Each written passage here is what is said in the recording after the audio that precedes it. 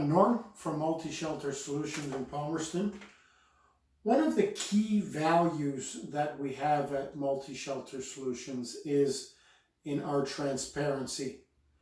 And that is why on all of our brochures, on all of our website postings, and all of the displays at the trade shows, we always show what the prices of everything is.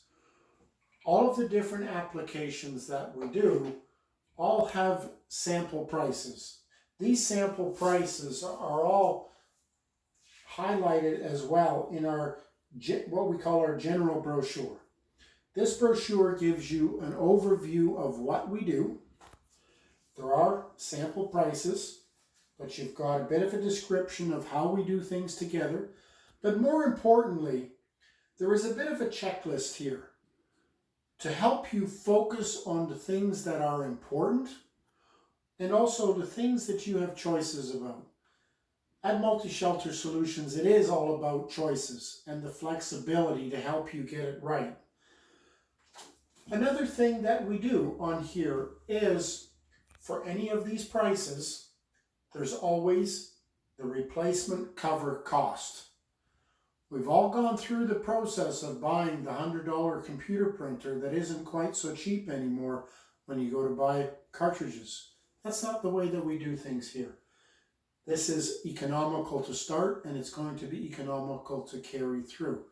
So it is important that we have current prices available on our website, in our brochures, so that as you're doing your planning at home, at your own convenience, that you can do this planning having accurate prices. Again, it's not a situation where you're focused on something. Now you got to check with the salesperson to see what that's going to cost.